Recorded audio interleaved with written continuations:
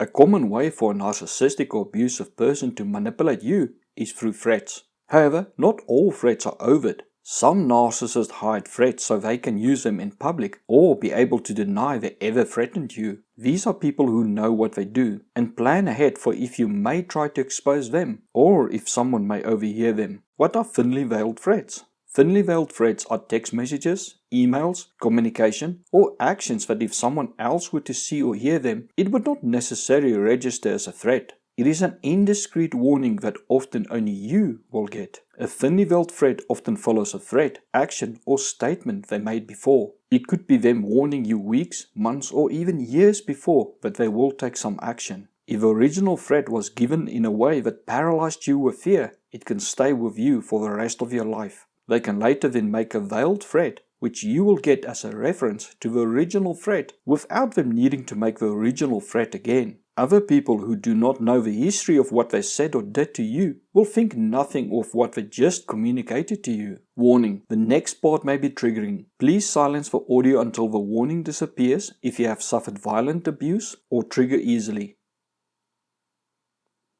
With a violent abuser or very insecure person, the original act can be extreme abuse, such as them shooting around past your head, putting a loaded gun's barrel into your mouth, or placing a gun's barrel against your head and putting the trigger only for the chamber to be empty. Later all they have to say is, "My aim has improved, this time I will pull," or "this time it is loaded." If you try to say to police they threatened you, the narcissist can respond with, "I was referring to my manhood." Or they may beat you to an inch of your life. After you recovered, they can, when they want to threaten you, just say, "This time I will finish the job." Trigger warning end.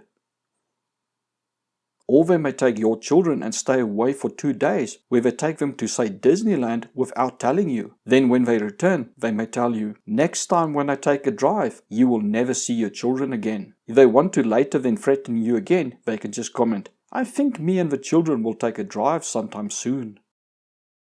Why do narcissists use thinly veiled threats? Thinly veiled threats are low maintenance manipulation and control tactics.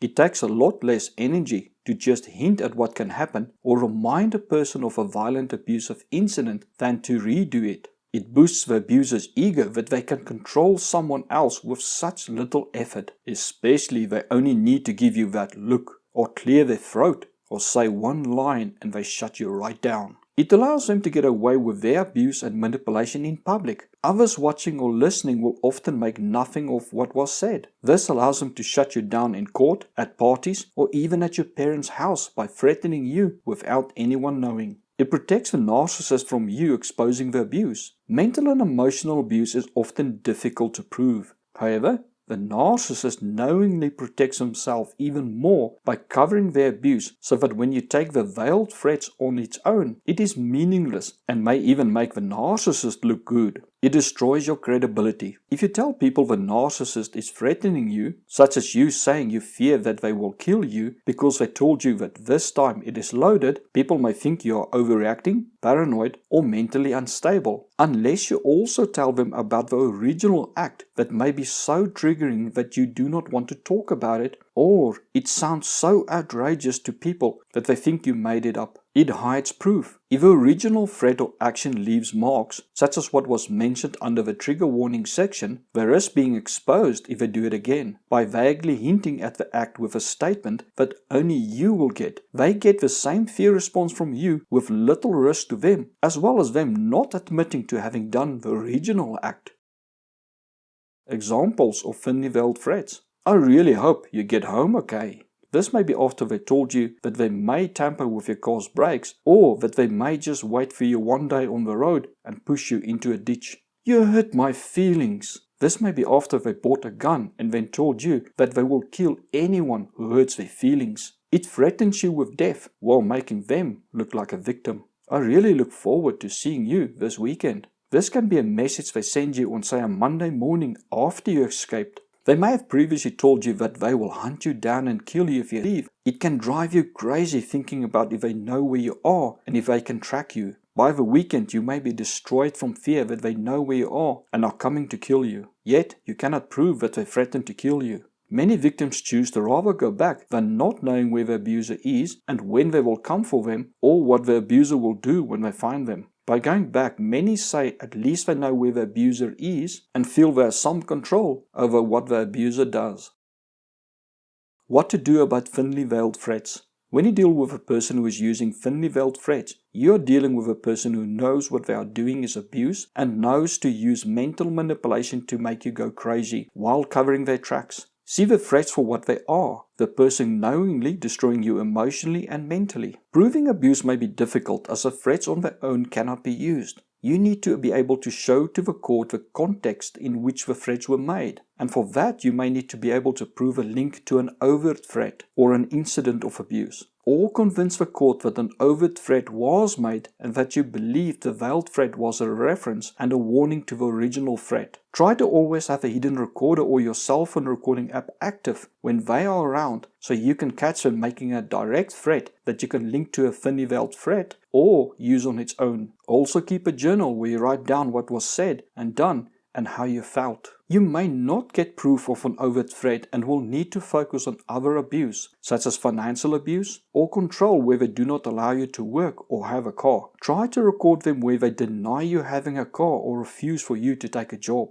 or where they make derogatory remarks about you or call you disgusting names. Thinly veiled threats often do become more overt and physical abuse do often follow. Thus, things will often get worse over time. This is not a person who will change with counseling, as they already know exactly what they are doing and are not interested in changing. You will have to think about the risk to you and your children in staying and may need to leave the person. If you left, please do not go back. The abuse will increase and your life will be in significant danger. Get help by asking and telling your story. Yes, it will be hard, but your life and the lives of your children are worth it. The abuser will often after some time start to lose control over their emotions and make a mistake, such as overtly threatening you in a phone call or text message that can be used to prove abuse or that your life is in danger. If you did go back, please do not think badly of yourself or that you deserve the abuse for going back. Narcissists are extremely good at mental manipulation. Leaving an abuser is a process that takes tremendous mental and emotional effort.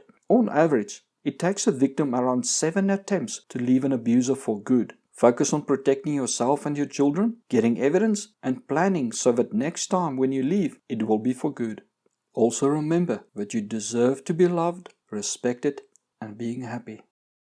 Thank you for watching. If you found this video informative, please like and share it so that more people can benefit from it. If not subscribed, please subscribe now by clicking the seductive red button. As reward for subscribing, you will get more informative videos about narcissistic abuse. Please leave a comment as it helps to expand the information covered in the video, which may be of benefit to others. Also check out my books on narcissism by following the links in the description. Thank you.